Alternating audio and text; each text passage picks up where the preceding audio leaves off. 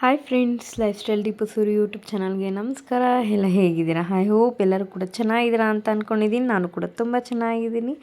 ನಾನು ಇವತ್ತು ಫ್ರಿಜ್ಜೆಲ್ಲ ಕ್ಲೀನ್ ಮಾಡಿಬಿಡೋಣ ಅಂತ ಅಂದ್ಬಿಟ್ಟು ಬಾಕ್ಸ್ಗಳೆಲ್ಲ ಖಾಲಿ ಆಗಿಬಿಟ್ಟಿತ್ತು. ಎಲ್ಲನೂ ಕೂಡ ತೆಗಿತಾ ಇದ್ದೆ. ಆಗ ರೀತಿ ಬಂದುಬಿಟ್ಟು ಅಮ್ಮ ನಾನು ಹೆಲ್ಪ್ ಮಾಡ್ತೀನಿ ಅಂತ ರೀತಿ ಹೆಲ್ಪ್ ಮಾಡ್ತಾ ಇರೋದು ನೋಡಿ ಖುಷಿ ಆಗುತ್ತೆ. ಮಕ್ಕಳಿಗೆ ಎಷ್ಟು ಚೆನ್ನಾಗಿ ಅರ್ಥ ಆಗುತ್ತೆ ನೋಡಿ ನಮ್ಮ ಕಷ್ಟಗಳು.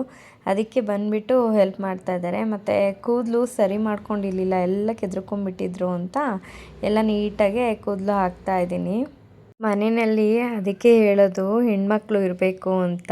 ಮನೇಲಿ ಹೆಣ್ಮಕ್ಳು ಇದ್ದರೆ ನೋಡಿ ಮಕ್ಕಳಿಗೆ ಎಷ್ಟು ಚೆನ್ನಾಗಿ ಅರ್ಥ ಆಗುತ್ತೆ. ಅಮ್ಮ ಕಷ್ಟಪಡ್ತಾ ಇದ್ದಾರೆ, ನಾವು ಹೆಲ್ಪ್ ಮಾಡಬೇಕು ಅನ್ನೋದು ಮನಸ್ಸಿಗೆ ಎಷ್ಟು ಚೆನ್ನಾಗಿ ಬಂದ್ಬಿಡುತ್ತೆ ಅಂದರೆ ಮಕ್ಳಿಗಿರೋ ಬುದ್ಧಿನೂ ದೊಡ್ಡವ್ರಿಗಿರಲ್ವಲ್ಲ ಅಂತ ಅನ್ನಿಸ್ಬಿಡುತ್ತೆ ಒಂದೊಂದು ಸಲ.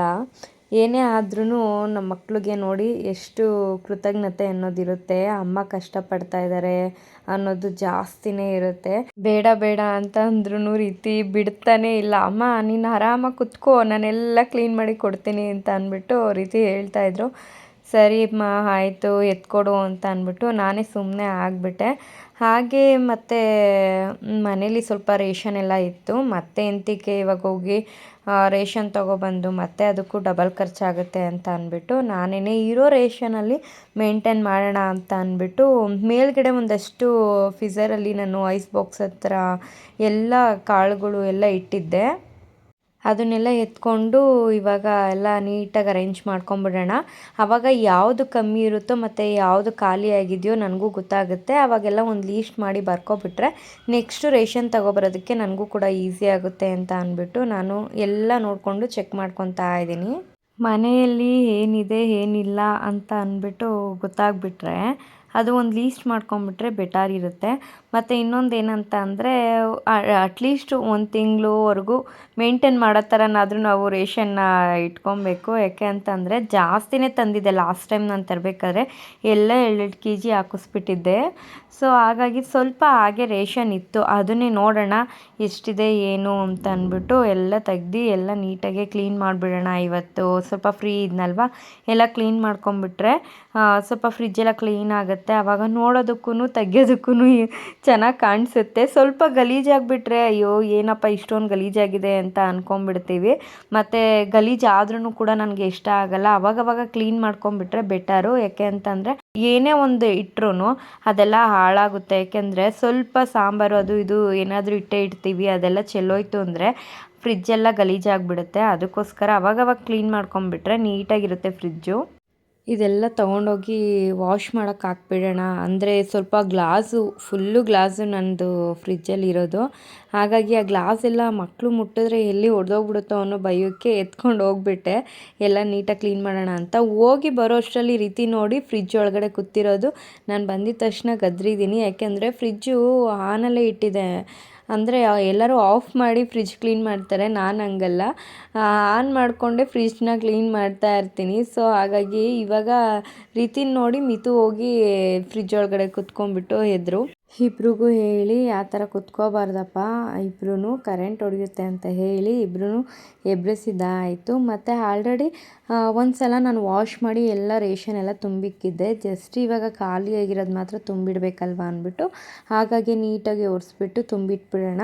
ನೆಕ್ಸ್ಟು ಮತ್ತೆ ರೇಷನ್ ತತ್ತೀನಲ್ವ ಆವಾಗೆಲ್ಲ ಮತ್ತೆ ಇನ್ನೊಂದು ಸಲ ವಾಶ್ ಮಾಡಿದ್ರೆ ಆಗುತ್ತೆ ಅಂತ ನಾನು ಈ ಥರ ಪ್ಲ್ಯಾನಲ್ಲಿ ಮಾಡ್ಕೊತಾ ಇದ್ದೀನಿ. ಗ್ಲಾಸ್ ಅಂದರೆ ತುಂಬ ಗಲೀಜು ಮಾಡಿಕ್ಬಿಟ್ಟಿದ್ರು ಮಕ್ಕಳು. ಹಾಗಾಗಿ ಅದನ್ನೆಲ್ಲ ನೀಟಾಗಿ ಸ್ವಲ್ಪ ತೊಳೆದ್ಬಿಟ್ಟು ಆಮೇಲೆ ಅರೇಂಜ್ ಮಾಡೋಣ ಅಂತ ಗ್ಲಾಸ್ ತೊಗೊಂಡೋಗಿ ಬಚ್ಚಲ ಮನೆ ಹತ್ರ ಇಟ್ಬಿಟ್ಟು ಇಲ್ಲಿ ಬಂದು ಎಲ್ಲ ನೀಟಾಗಿ ಫಸ್ಟು ರೇಷನ್ ತುಂಬಿಟ್ಕೊಂಬಿಡೋಣ. ನನಗೆ ಸ್ವಲ್ಪ ಈಸಿ ಆಗುತ್ತೆ. ಈ ಕೆಲಸ ಮುಗಿಸ್ಬಿಟ್ರೆ ಅಡುಗೆ ಕೆಲಸ ಸ್ಟಾರ್ಟ್ ಆಗುತ್ತೆ, ಆವಾಗ ಈಸಿ ಆಗಿಬಿಡುತ್ತೆ ನನಗೆ ಅಂತ ಬೇಗ ಸ್ವಲ್ಪ ಮಾಡ್ಕೊತಾ ಇದ್ದೀನಿ. ಫ್ರೆಂಡ್ಸ್, ನಾನಿವತ್ತು ನಿಮ್ಮ ಜೊತೆ ಒಂದು ವಿಷಯ ಶೇರ್ ಮಾಡ್ತಾ ಇದ್ದೀನಿ. ಇದು ನನ್ನ ಒಂದು ಪರ್ಸ್ನಲ್, ಬಟ್ ಆದರೂ ನಾನು ಈ ವಿಷಯನ ನಿಮ್ಮ ಜೊತೆ ಶೇರ್ ಮಾಡಬೇಕಂತ ಮಾಡ್ತಾ ಇದ್ದೀನಿ.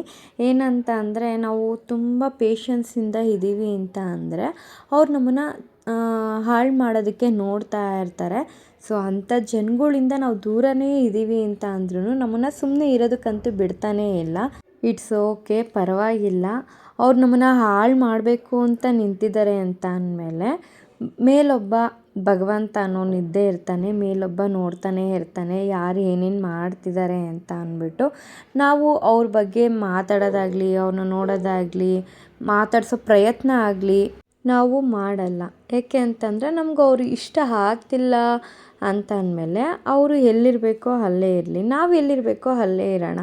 ಕರೆಕ್ಟ್ ಅಲ್ವಾ? ಇವಾಗ ಅವ್ರ ಬಗ್ಗೆ ನಾವು ಮಾತಾಡೋದು ಬೇಡ, ಅವ್ರ ಬಗ್ಗೆ ನಾವು ಥಿಂಕ್ ಮಾಡೋದು ಬೇಡ, ಹೌದಲ್ವಾ? ನಾವು ಅವ್ರ ಬಗ್ಗೆ ಯೋಚನೆ ಮಾಡ್ತಿದ್ದೀವಿ ಅಂದರೆ ನಮ್ಮ ಬಗ್ಗೆ ಯಾರು ಯೋಚನೆ ಮಾಡ್ತಾರೆ?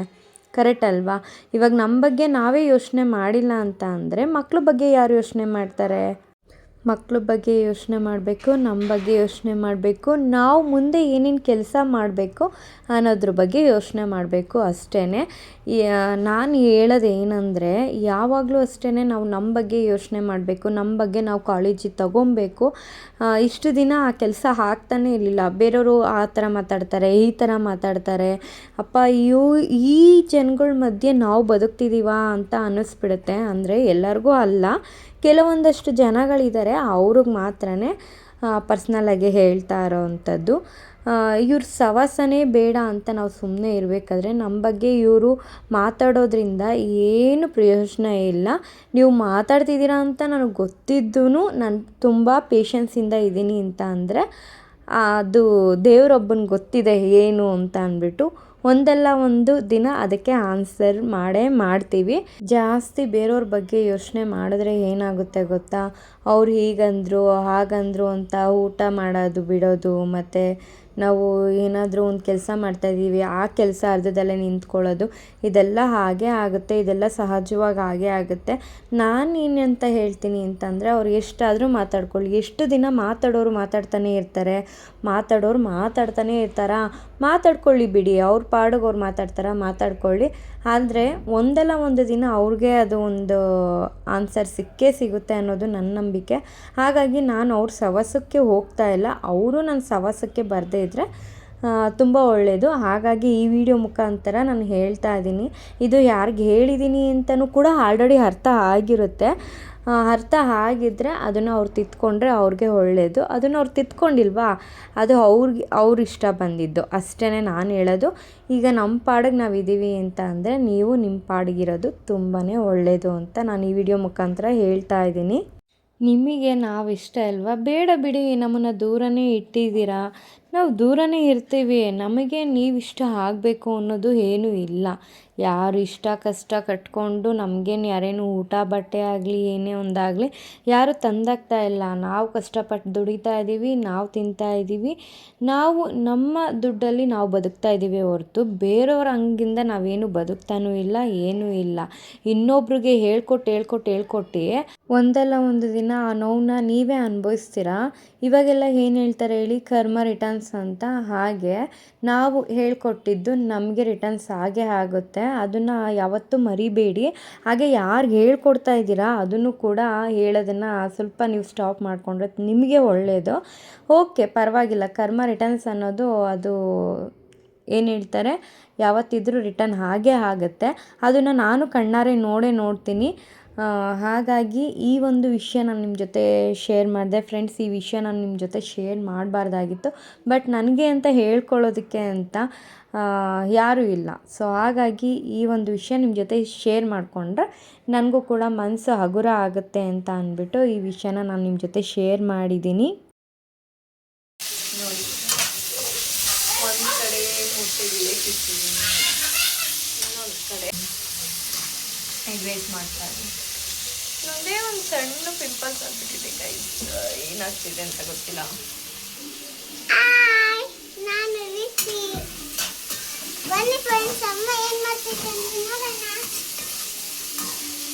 ಸೊ ಇವಾಗ ಎಗ್ ರೈಸ್ ಮಾಡ್ತಾ ಇದ್ದೀನಿ ನಾವು. ಏನದು ಎಗ್ ರೈಸ್ಗೆ ಇವತ್ತು ಪೂರಿ ಕೇಳೋದು ಅಂತ ಮಾಡ್ತಾ ಇದ್ದೀನಿ. ನಾನು ಅನ್ನ ಸಾಂಬಾರು ಏನಾದರೂ ಮಾಡೋಣ ಅಂತ ಅಂದ್ಕೊಂಡಿದ್ದೆ, ಬಟ್ ಇಲ್ಲ, ಎಗ್ ರೈಸ್ ಮಾಡಿಬಿಟ್ಟು ತುಂಬ ದಿನ ಆಯ್ತಲ್ಲ, ಹೇಗಿದ್ರು ಎಗ್ ರೈಸ್ ತಿಂತೀನಿ ಅಂತ ಅಂದ್ಬಿಟ್ಟು ಹೇಳಿದ್ರು. ಸೊ ಹಾಗಾಗಿ ಅವ್ರಿಗೋಸ್ಕರ ಇವತ್ತು ನಮ್ಮ ಮನೇಲಿ ಎಗ್ ರೈಸ್ ಸ್ಪೆಷಲ್. ಇದು ನಮ್ಮಮ್ಮ, ನಾನು ನಮ್ಮ ಅಣ್ಣ ಅಲ್ಲಿ ಟಿವಿ ನೋಡ್ತೀನಿ. ನೋಡಿ ಮಿತು ಆಲ್ರೆಡಿ ಇವಾಗ ಮೊಲನ ಎತ್ಕೊಂಡು ಆಟಾಡಿಸ್ತಾ ಇದ್ದರು.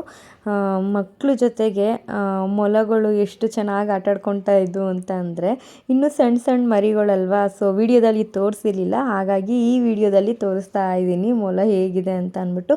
ಓಕೆ ಫ್ರೆಂಡ್ಸ್, ಈ ವಿಡಿಯೋ ಯಾರಿಗೆಲ್ಲ ಇಷ್ಟ ಆಗಿದೆ ಎಲ್ಲರೂ ಕೂಡ ಲೈಕ್ ಮಾಡಿ, ಶೇರ್ ಮಾಡಿ, ಕಮೆಂಟ್ ಮಾಡಿ. Thank you so much. Love you all.